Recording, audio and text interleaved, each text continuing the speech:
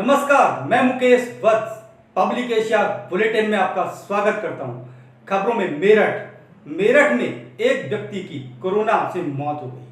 Corona virus के लक्षण को देखते हुए उसके परिजनों ने उसको अस्पताल में भर्ती कराया, जहां पर उसकी मौत हो गई। मौत के अगले दिन पता चला कि उसकी रिपोर्ट पॉजिटिव आई है और उसको कोरोना हुआ था। इस संबंध में एक वीडियो वायरल हुआ। वीडियो पर प्रशासन का क्या कहना है, पहले हम ये सुनवाते हैं। सर, एक वीडियो वायरल हो रही है जिसमें 3 लोगों की मौत बताई जा रही है। क्या पूरा मामला ये बताएं पहले। ऐसा है कि पहले जो हमारे पेशेंट कुछ जो रूटीन में हम लोग पहले इमरजेंसी में आते थे और इमरजेंसी से वहाँ से ट्रायज होकर के फिर उसके बाद आईसीयू में जाते थे। अब क्या हो रहा है, अब जो है वो इसलिए कि पता नहीं कौन सा पेशेंट पॉजिटिव हो कौन सा नेगेटिव हो, तो उसके लिए जो है सेग्रीगेशन के लिए हम लोग जो है हमने ट्रायज एरिया बनाया है और ट्रायज एरिया से जो सस्पेक्टेड होते हैं कि ज़रा से भी कुछ प्रॉब्लम है तो उनको हम लोग जब तक रिपोर्ट नहीं आती तब तक हम लोग सस्पेक्टेड वार्ड में रखते हैं। दूसरा ये हो गया है कि अभी जो है जो पेशेंट कोरोना का जो स्टिग्मा है उसकी वजह से थोड़ा सा लेट भी आते हैं, तो उस चक्कर में और स्टेज टर्मिनल हो जाती है। उसमें क्या हो रहा है कि पेशेंट बहुत सीरियस आ रहे हैं और सस्पेक्टेड वार्ड में जाते हैं और कई बार ऐसा होता है कि रिपोर्ट तब तक नहीं आ पाती क्योंकि लैब के ऊपर भी बहुत ज़्यादा लोड है, तो रिपोर्ट आने से पहले ही कई बार डेथ हो जाती है। तो उसको हम लोग ये कर रहे हैं कि जो रिपोर्ट आने जब नहीं आ रही है और पेशेंट डेथ हो जाती है तो उसको हम लोग ट्रिपल लेयर में पैक करा देते हैं कि जिसमें कोई रिस्क ना रहे। और अगर नेगेटिव रिपोर्ट आ जाती है तो फिर हम लोग रूटीन में जैसे हम लोग डिस्पोज पेशेंट को उनके रिलेटिव्स के हवाले कर देते हैं और अगर पॉजिटिव आती है तो फिर प्रॉपरली जो प्रोटोकॉल है पुलिस के हिसाब से पुलिस के साथ उसे करके भेजते हैं। तो इस तरह से करके कल जो बात हुई थी, कल जो है उसमें 2 पेशेंट ऐसे थे जिनकी रिपोर्ट बाद में नेगेटिव आई, उनकी डेथ हो चुकी थी, तो उनको हम लोगों ने आज उनको रिलेटिव सौंप दिया। और जो एक पेशेंट थे उनकी रिपोर्ट आज पॉजिटिव आई थी, इसलिए उनको उनके जो प्रोटोकॉल के हिसाब से उनको सौंपा जाएगा। डॉक्टर साहब, उस वीडियो के अंदर लगातार ये बोल रहा है कि 1 हफ्ते से ये पेशेंट घर से बार आ रहा है। प्यारेलाल भी गया, केएमसी भी गया, मेडिकल भी गया, लेकिन उसे एडमिट नहीं करा गया। उसे बुखार की दवाई देकर टरखा दिया गया। रात को 1:30 बजे वो अपने घर भी पैदल वापस गया है रिजवन में। देखिए, ये तो मुझे नहीं मालूम है। मुझे ये मालूम है कि अभी पेशेंट हमारे पास जब आया था और उसी दौरान जब वहाँ दिखाने आया था उसी दौरान उसको फालिस का अटैक पड़ा और हम लोगों ने उसको तुरंत भर्ती किया। और तुरंत भर्ती करने के बाद 6 बजे करीब, परसों की बात है, परसों शाम को 6 बजे भर्ती हुआ था और उसके बाद हम लोगों ने उसका प्रॉपर इलाज शुरू किया।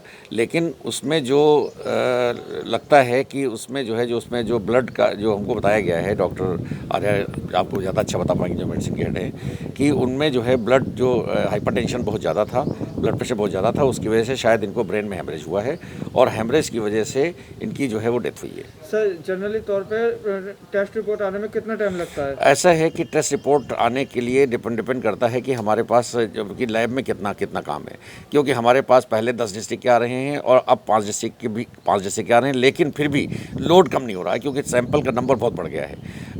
एवरेज हमारी जो कैपेसिटी है वो 200 से 250 तक 250 तक की कैपेसिटी है, लेकिन हम लोग एवरी डे 438, 415 ऐसे रोज़ कर रहे हैं टेस्ट।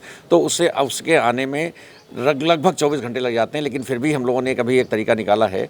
एक हमारे पास जीन एक्सपर्ट करके मशीन नई आ गई है जिसमें हम लोग सोचते हैं कि उसमें थोड़ा सा जल्दी रिपोर्ट आ जाती है, लेकिन वही प्रॉब्लम है कि लोग भी उतने ही हैं काम करने वाले और ये सारी परेशानियां हैं। लेकिन फिर भी हमने लैब के जो हमारे माइक्रोलॉजी के हेड हैं उनको मैंने कहा है कि आप जो है जो भी पेशेंट इस तरह के हों, लेकिन उसकी भी लिमिट है। उन्होंने कहा कि एक बार में मैक्सिमम उसमें 4 सैंपल ही लग सकते हैं। दूसरा ये उसकी किट बहुत ही प्रेसियस है। टोटल हमको 150 उसकी किट मिली हैं और आगे कितनी मिलेंगी नहीं मिलेंगी ये भी पता नहीं है, इसलिए हम लोग उसको बहुत जुडिशियसली यूज़ कर रहे हैं। और हम लोग कोशिश ये करेंगे कि जो पेशेंट आज हम लोगों ने एक नया मीटिंग किया है, मीटिंग एक और अभी हम करने जा रहे हैं जिसमें इस फंक्शनिंग को और थोड़ा कैसे स्मूथ बनाया जाए उसके बारे में विचार कर रहे हैं। क्योंकि प्रॉब्लम यह है कि कोई भी पॉजिटिव पेशेंट किसी भी तरह से अगर गलती से हमारे अनजान में अगर हमारी इमरजेंसी पहुंच गया तो हमारी इमरजेंसी बंद हो जाएगी, जो कि पूरे शहर के लिए बहुत बड़ी त्रासदी हो जाएगी। इसलिए हम लोग एक चीज़ फूक के कदम रख रहे हैं, एक फूक के कदम रख रहे हैं। और हमने आज 4 जो मेजर डिपार्टमेंट हैं जो इमरजेंसी वाले हैं उनके लिए हमने अलग नया प्रोटोकॉल बनाया है, उसको हम लोग इम्प्लीमेंट करने जा रहे हैं और उम्मीद है कि आगे की जो समस्याएं हैं वो थोड़ी कम हो जाएंगी। साथ में जो एक फियर फैक्टर है वो भी बहुत इंपॉर्टेंट है, जो जनरल पब्लिक में है इतना ज़्यादा है वो कि जनरल पब्लिक और वो फियर फैक्टर नेचुरली हमारे स्टाफ में भी थोड़ा बहुत है। मेरा सवाल ये था कि नॉर्मली तौर पे रिपोर्ट कितना टाइम लगता है एक रिपोर्ट को आने में? नॉर्मली रिपोर्ट का लगने में 24 घंटे से लेकर के 36 घंटे तक लगते हैं। 24 से 36। वहीं उनके परिवार का ये आरोप है पिछले बुधवार में इस व्यक्ति की टेस्ट रिपोर्ट करवाई गई थी जो अब तक उनको नहीं बताया गया था। ऐसा नहीं हो सकता है क्योंकि हमारे पास टेस्ट रिपोर्ट उस तरह से ली ही नहीं जा सकती है। फिर टेस्ट रिपोर्ट टेस्ट करने का केवल 2 ही तरीके हैं, या तो हमारे पास जो सैंपल है वो हमारे कोई सीएमओ के यहाँ से आता है, या फिर हमारा पेशेंट एडमिट होता है तभी सैंपल निकला जा सकता है, और कोई तरीका है ही नहीं सैंपल ये जो मृतक हुए हैं क्या ये पॉजिटिव हैं? ये पॉजिटिव है। अब तक मेरठ में कोरोना से होने वाली मौतों का आंकड़ा इनको मिलाते हुए पूरी हमारी 5 डेथ हो गई है। डॉक्टर साहब, जैसा कि उस वीडियो के अंदर क्लियर कहा गया है कि स्वास्थ्य विभाग की खामियां हैं तो उन्होंने एडमिट नहीं करा, इसके ऊपर क्या कहना है आपका? अब देखिए इसके बारे में मैं कोई कमेंट नहीं करूंगा, इसके बारे में कोई कमेंट नहीं करूंगा क्योंकि वहीं दूसरी ओर रजवन से एक पॉजिटिव महिला आई थी जिसके बाद में न्यू बॉर्न बेबी हुआ था, उसका भी बच्चे का बिना टेस्ट के परिवार को सौंपा गया। वो कितनी लापरवाही थी? देखिए ये बताइए मेडिकल कॉलेज में कोई चीज़ बगैर प्रोटोकॉल, यहाँ तो पढ़ाई काम होती होता है, तो यहाँ पे बगैर प्रोटोकॉल कैसे चला जाएगा? 34 पेज की हमारे पास प्रोटोकॉल हमसे आप ले लीजिए, मैं आपको दिखाता हूँ, पढ़ा के दिखाता हूँ। जो किया गया 100% प्रोटोकॉल के हिसाब से किया गया है, क्योंकि ये हम नहीं कर सकते हैं कि बच्चे को हम पॉजिटिव मदद पा रख दें, ये नहीं हो सकता है, इट इज़ नॉट पॉसिबल। उसमें जो प्रोटोकॉल है उसमें ये क्लियर कट है कि अगर उसके ऊपर मरीज पेशेंट का सीजर हुआ है, सीजर वाली मदर कैसे अपने बच्चे को संभालेगी जिसका ऑपरेशन हुआ है, तो इसलिए उसमें ये जो प्रोटोकॉल है बिल्कुल क्लियर प्रोटोकॉल ये कह रहा है कि बच्चे को उसके फादर या जो नेगेटिव पर्सन है उसको, उसके फादर नेगेटिव आ चुके थे, उनको दिया गया। ये पेशेंट कहाँ से आया था, अब क्या नाम था जो एक्सपायर हुआ? मुझे पहले ये बात पूरी कर लेनी चाहिए। तो उसके लिए हम लोगों ने प्रॉपर किया और उसके लिए जो प्रोटोकॉल है कि जो है 5 से 7 दिन के अंदर के बाद उस बच्चे का उसके जिसके साथ रह रहा दोनों का सैंपल होगा, तो उस सैंपल के हिसाब से फिर आगे का प्रक्रिया की जाएगी। वैसे पेशेंट का क्या नाम था, कहाँ से एडमिट हुआ था? यहाँ कौन सा ये शायद दाल मंडी का पेशेंट है, विजय कुमार नाम है इनका, विजय कुमार गर्ग नाम है, 66 साल की उम्र है। तो अब क्या इनकी रिपोर्ट क्या पॉजिटिव आई? इनकी रिपोर्ट पॉजिटिव आई है। सर मरने का कारण क्या है? Cerebrovascular accident. घटना के संबंध में मृतक के बेटे ने क्या कहा ये भी सुनिए। मोहित जी क्या हुआ है, क्या घटना हुई है पूरा बताएंगे? पापा को फीवर हुआ था कब हुआ था फीवर? 19 तारीख को। जी पापा को जो है फीवर हुआ था, प्राइवेट में डॉक्टर को दिखाया, डॉक्टर ने देखने को मना कर दिया कि हमें परमिशन नहीं है फीवर सर्दी जुकाम के मरीजों को देखने के लिए, आप जिला अस्पताल में ले जाइए। जिला अस्पताल में दिखाया, उन्होंने दूर से ही मना कर दी कि हम नहीं इलाज कर पाएंगे, 2 दिन की खुराक दी थी कि आप इसे खिला देना और इससे आपको आराम पड़ जाएगा। वो बीमारी घटने के बजाय उनकी बढ़ गई। यहाँ आने के बाद में क्या हुआ है? यहाँ पे हम लेकर आए थे फर्स्ट टाइम मंगलवार को रात को, मंगलवार की रात को एम्बुलेंस भेजी गई थी, वो भी किसी जानकारी के थ्रू आई थी। यहाँ तो 108 नंबर पर तो फोन उठा ही नहीं था उनका। जानकारी में एम्बुलेंस आई, 11:30 बजे मम्मी पापा को लेकर आए। यहाँ पर देखने के बाद उन्होंने 5 दिन की दवाई दे दी, कहा कि आप 5 दिन के बाद सही हो जाओगे, और ये दवाई लेकर रात को 12:30 बजे उन्हें ऐसे छोड़ दिया कि आप घर चले जाओ। अब रात को साधन चलने का, व्हीकल चलने का कोई है नहीं। दोनों बुढ़े बुढ़िया हमारे मेरे बुजुर्ग है, दोनों पैदल केसरगंज तक गए हैं। इन्हें इतना दर्द नहीं आया कि रात को पेशेंट की तबीयत खराब है कि यहाँ रोक लेते। तो कौन एक्सपायर हुए हैं आपके? मेरे फादर है, पापा है। तो क्या बताया जा रहा है, उनकी मौत का कारण क्या बताया, आप कुछ बताया आपको? अभी तो मैं आपके सामने आया हूँ। तो आपको किस तरीके से सपोर्ट मिल रहा है सहयोग स्वास्थ्य विभाग की तरफ से? सहयोग अब आपके सामने ही हो रहा है, जो भी हो रहा है। देखो मेरे को तो जब तक मेरे पापा को इलाज मिल जाता तो पापा सही रहते, जब तक तो सपोर्ट मिला नहीं। अब सपोर्ट का क्या फ़ायदा, मेरे पापा तो वापसी आएंगे नहीं, या मेरे पापा वापसी आ जाएंगे। मीडिया के माध्यम से क्या कहना चाहते हैं आप, ये बताएं? मैं मीडिया के माध्यम से केवल यही कहना चाहता हूँ कि गवर्नमेंट को इस पर ध्यान दे। मेरे पापा तो वापसी नहीं आने के, पर एक मानवता के आधार पर कोई भी पेशेंट आया तो उसका सही तरीके से इसका इलाज हो, जिससे उनको जो मैं प्रॉब्लम फेस कर रहा हूँ वो ना कर पाऊँगा। चंडीगढ़ से एक अच्छी खबर आई। एक महिला और एक 11 माह की बच्ची को ठीक करने की खबर आई। पीजीआई के डायरेक्टर ने यह सूचना देते हुए क्या कहा सुनिए। घर जा चुकी है और बिल्कुल सक्सेसफुली उनको लगभग 7 दिन पहले यहाँ से उनको डिस्चार्ज किया गया, और उनकी दादी, हाँ बच्चे की जो दादी है वो मतलब शीघ्र ही मतलब ठीक होने के बाद में घर चली जाएगी। अभी हमारे पास छोटे बच्चे और भी है, जैसे 1-1.5 महीने का बच्चा है तो वो भी ठीक हो जाएंगे। और इस वक्त पर मैं अपनी टीम को, जिसमें कि doctor G D. Puri, professor Vipin Kaushal, doctor Sahu और सारे हेल्थ केयर वर्कर, जिसमें कि नर्सिस का बहुत ज़्यादा योगदान है, और HA और SA और डॉक्टर्स और सारे हेल्थ केयर वर्कर की टीम, सबको बधाई देना चाहूँगा कि जिन्होंने इतने रात दिन यहाँ पे मरीजों की सेवा की और सक्सेसफुली आज 2 मरीजों को पूरा ट्रीट करने के बाद में घर भेज दिया। बहुत बहुत बधाई। कि जो 2 पेशेंट हमारे बिल्कुल ठीक होके, एक उसमें 11 महीने की बच्ची थी और उनकी मदर घर गए हैं, तो really I appreciate your gesture, thank you. हमारा हौसला बढ़ाई करने के लिए बहुत बहुत धन्यवाद। चंडीगढ़ की SSP अच्छा काम कर रही है। RWA की मदद से लोगों को खाना खिला रही हैं, जरूरतमंद लोगों को राशन बांट रही हैं। देखिए हमारी खास रिपोर्ट।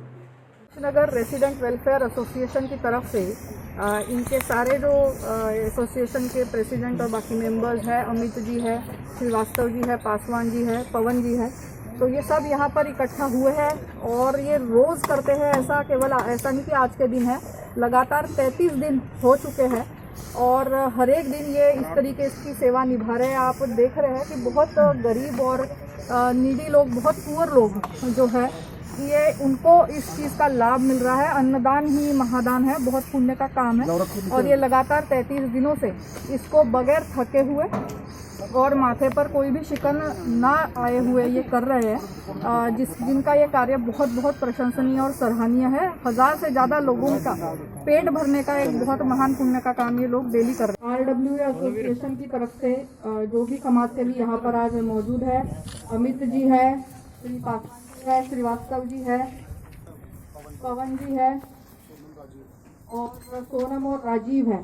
इन सभी का मैं जो है हार्दिक अभिनंदन करती हूँ कि ये समाज सेवा का बीड़ा इन्होंने उठा के रखा हुआ है और बहुत बड़ी सेवा ह्यूमैनिटी के लिए आज यहाँ पर कर रहे हैं। आप सब जानते हैं जागतिक रूप में भी ये महामारी कोविड-19 की वजह से कितने ही लोगों की जानें गई है और लाखों में जो है लोग इस टाइम पे इससे जूझ रहे हैं। ऐसे मुश्किल घड़ी में खुद सामने आना, अपनी जान की परवाह ना करते हुए और बहुत मेहनत से, लगन से और एक समर्पण सेवा भाव से यहाँ पे आप लोग लगातार कई दिनों से ये काम कर रहे हैं, जिसके लिए जो है मैं आपका बहुत बहुत आभार भी करती हूँ और मैं सबको बेस्ट विशेष भी देती हूँ कि जल्द से जल्द जो है हमारा केवल चंडीगढ़ ही नहीं बल्कि पूरा हिंदुस्तान इस बीमारी से और महामारी से जल्द मुक्त हो जाए और जो है हम सब स्वस्थ और खुशहाल हो जाए। बहुत बहुत धन्यवाद। आपको हमने कल खबर दिखाई थी उत्तर प्रदेश के एटा की, जहां पर एक परिवार के 5 सदस्यों की डेड बॉडी मिली। इस संदर्भ में एसएसपी ने आज इस घटना का खुलासा किया है। खुलासे में क्या कहा है एसएसपी ने, देखिए। एक बड़ी घटना हुई थी जिसमें 5 लोगों के शव मिले थे, उसमें पीएमई हुआ है, तो क्या उसमें क्लू है और क्या अभी तक की अपडेट है उसमें? जनपद एटा के कोतवाली नगर क्षेत्र में मोहल्ला श्रृंगार नगर में एक वकील साहब स्थानीय अधिवक्ता, उन्होंने सूचना दी थी प्रभारी निरीक्षक कोतवाली नगर को कि हमारे मोहल्ले में कचौरी जी के मकान है जो अंदर से बंद है और बाहर से बार बार आवाज़ देने और दरवाज़ा पीटने का कोई क्रिया नहीं हो रही है। झांकने पे बाहर से ऐसा दिख रहा है कि उनकी बहू चारपाई में पड़ी है, जिसके मुँह से झाग निकल रहा है। इस सूचना पे प्रभारी निरीक्षक कोतवाली नगर COCT, ADM प्रशासन और एडिशनल SP मौके पर पहुँचे। तो वकील साहब और उसी मोहल्ले में एक गली आगे मृत राजेश्वर कचौरी के सगे भाई, उनके और परिवारजनों की तथा मोहल्ले के 50-60 लोगों की मौजूदगी में दरवाजे पे पहुंच के दरवाज़ा खुलवाने का प्रयास किया गया। काफ़ी आवाज़ लगाई गई और बाहर से अंदर प्रवेश करने का भी काफ़ी प्रयास किया गया, लेकिन कोई कामयाबी ना मिलने पे काफ़ी देर बाद गैस कटर बुलवा के मुख्य दरवाज़ा गैस कटर से कटवाया गया। अंदर प्रवेश करने पे अलग अलग कमरों में बेड पे ये परिवार के 5 लोग मृत दशा में पड़े मिले थे, जिनके मुंह से और नाक से झाग निकल रहा था। तो बेडरूम की तलाशी पे वहाँ सल्फास की डिबिया और हार्पिक की बोतल और ब्लेड मिली थी। ब्लेड से महिला के बाएं हाथ की नस कटना ये दिख रहा था। जो आसपास के 6 CCTV फुटेज थे उनके भी खंगाला गया तो उसमें कोई संदिग्ध व्यक्ति का आना जाना उस गली में प्रमाणित नहीं हुआ। परिजनों से जो मृत राजेश्वर पचौरी के सगे भाई हैं और उनके परिवारजन जो मौके पर मौजूद थे उन सबसे बातचीत की गई तो उन्होंने किसी प्रकार की कोई रंजिश नहीं होना बताया और घर में मकान के अंदर सारे सामान किचन से लेकर और बेडरूम में सब अपनी जगह पे यथावत वैसे पड़े हुए हैं। पोस्टमार्टम 3 डॉक्टरों के पैनल से कराया गया और पूरे पोस्टमार्टम की वीडियोग्राफी कराई गई। पोस्टमार्टम करने वाले चिकित्सकों के अनुसार जो घर के 4 लोग हैं उन्होंने खाना खाया है और उनके खाने में विषाक्त पदार्थ मिलाया गया है। जो महिला बहू है उसने खाना नहीं खाया है और वो सबसे आखिर में हार्पिक और सल्फास ये उसका सेवन विषाक्त पदार्थ का उसने किया है और अपने हाथ की ब्लेड से नस काटी है। ये बिसरा उन सभी का सुरक्षित रखा गया है और जो पोस्टमार्टम करने वाले डॉक्टरों का मानना है छोटा बच्चा जो लगभग 1 साल का था उस महिला ने अपनी हथेली से उसका मुंह दबाया था जिसके निशान उसके चेहरे पे साफ साफ थे और उसके नाखून का भी निशान था। तो वो चीज़ें पोस्टमार्टम में स्पष्ट हुई हैं। उनका यही मानना है कि पहले महिला द्वारा सभी परिवारीजनों का विषाक्त पदार्थ मिला के भोजन के साथ उनकी हत्या की गई और बाद में फिर अपने आप ये सल्फास और हार्पिक का सेवन करके और अपने हाथ की नस काट के आत्महत्या करना ये पूरा मामला अभी तक उनके अनुसार पाया गया है।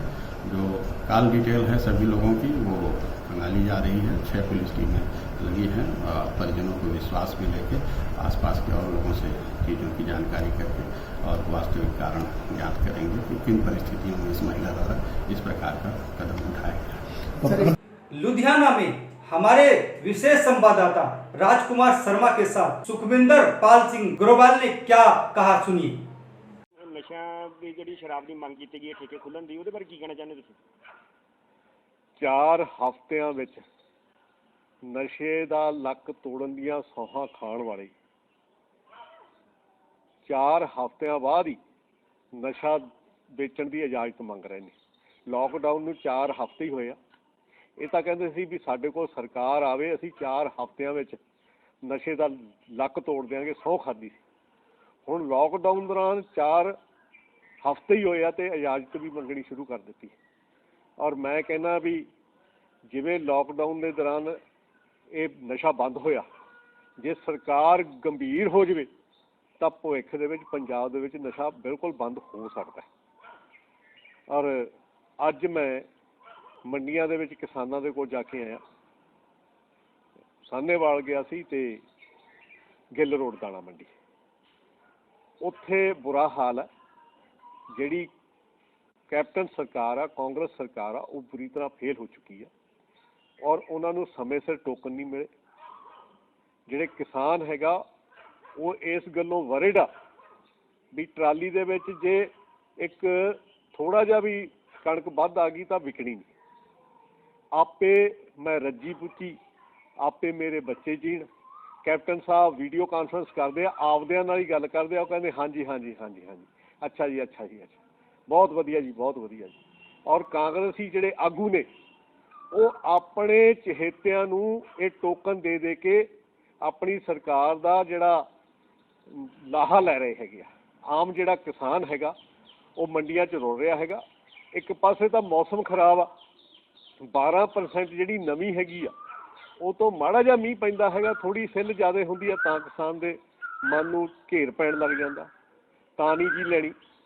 ਟੋਕਨ ਜਿਹੜੇ ਹੈਗੇ ਆ ਉਹ ਕੈਪਟਨ ਦੇ ਜਿਹੜੇ ਕਾਂਗਰਸ ਗੌਰਮੈਂਟ ਦੇ ਵਿੱਚ ਲੋਕ ਨੇ, ਉਹਦੇ MLAs ਨੇ ਜਾਂ ਉਹਨਾਂ ਦੇ ਲੀਡਰ ਨੇ, ਉਹ ਆਪਣੇ ਚਹੇਤਿਆਂ ਨੂੰ ਵੰਡ ਰਹੇ ਹੈਗੇ ਆ। ਔਰ ਮੈਂ ਕਹਿੰਦਾ ਵੀ ਕੈਪਟਨ ਅਮਰਿੰਦਰ ਸਿੰਘ ਦੀ ਸਰਕਾਰ, ਕਾਂਗਰਸ ਸਰਕਾਰ ਬੁਰੀ ਤਰ੍ਹਾਂ ਫੇਲ ਹੋ ਚੁੱਕੀ ਹੈਗੀ ਆ ਔਰ ਕਿਸਾਨ ਦੁਖੀ ਹੈਗਾ। ਔਰ ਕਿਸਾਨਾਂ ਦਾ ਜਿਹੜਾ ਇੱਕ ਰਿਸ਼ਤਾ ਬਣਿਆ ਹੋਇਆ ਆੜ੍ਹਤੀਆਂ ਦੇ ਨਾਲ, ਪੁਸ਼ਤ ਦਰ ਪੁਸ਼ਤ ਦਾ, ਉਹਦੇ ਵਿੱਚ ਵੀ ਇਹ ਲੋਕ ਜਿਹੜੇ ਹੈਗੇ ਆ ਉਹਦੇ 'ਚ ਬਾਬੂਸ਼ਾਹੀ ਭਾਰੀ ਹੋ ਗਈ ਹੈਗੀ ਆ ਟੋਕਨਾਂ ਕਰਕੇ। ਔਰ ਜਿਹੜਾ ਕਿਸਾਨ ਹੈਗਾ ਔਰ ਆੜ੍ਹਤੀਆਂ ਦੇ ਵਿੱਚ ਵੀ ਫਰਕ ਪਾਉਣ ਦਾ ਯਤਨ ਕੀਤਾ ਜਾ ਰਿਹਾ ਹੈ। ਔਰ ਇਸ ਪਾਸੇ ਖਾਸ ਧਿਆਨ ਦੇਣ। ਵੀਡੀਓ ਕਾਨਫਰੰਸ ਕਰਨੀ ਆ, ਜਿਹੜੇ ਆਮ ਕਿਸਾਨ ਨੇ ਮੰਡੀਆਂ 'ਚ ਬੈਠੇ ਕੈਪਟਨ ਅਮਰਿੰਦਰ ਸਿੰਘ, ਉਹਨਾਂ ਨਾਲ ਵੀਡੀਓ ਕਾਨਫਰੰਸ ਕਰਕੇ ਗੱਲ ਕਰਨ, ਉਹਨਾਂ ਨੂੰ ਪੁੱਛਣ ਵੀ ਕਿਹੜੇ ਹਾਲਾਤ ਦੇ ਵਿੱਚ ਬੈਠੇ ਹੈਗੇ ਆ। ਆਪਦੇ ਹੀ ਕਾਂਗਰਸ ਆਗੂਆਂ ਦੇ ਨਾਲ ਵੀਡੀਓ ਕਾਨਫਰੰਸ ਕਰਕੇ ਹਾਂਜੀ ਅੱਛਾ ਜੀ, ਬਹੁਤ ਅੱਛਾ ਜੀ, ਬਹੁਤ ਅੱਛਾ ਜੀ, ਇਹ ਜਿਹੜਾ ਹੈਗਾ ਇਹ ਜਿਹੜਾ ਹੈਗਾ ਬਹੁਤ ਹੀ ਮਾੜੀ ਤੇ ਮੰਦਭਾਗੀ ਗੱਲ ਹੈਗੀ ਆ। ਔਰ ਇਹਦੇ ਤੇ ਵੀ ਮੈਂ ਕਹਿੰਦਾ ਵੀ ਉਹਨਾਂ ਨੂੰ ਗੌਰ ਕਰਨਾ ਚਾਹੀਦਾ, ਤਾਂ ਕਿ ਆਮ ਜਿਹੜੀ ਜਨਤਾ ਹੈਗੀ ਆ, ਆਮ ਜਿਹੜੇ किसान लोग ने ਉਹਨਾਂ ਦੇ ਨਾਲ ਉਹਦਾ ਨੁਕਸਾਨ ਨਾ ਹੋਵੇ। ऐसी ताज़ा अपडेट के लिए पब्लिक एशिया के YouTube चैनल को सब्सक्राइब करें और हमें Facebook, लिंक्डइन और ट्विटर पे फॉलो करें और हमारी वेबसाइट www.publicasia.in पर हमारी खबरों को पढ़ें।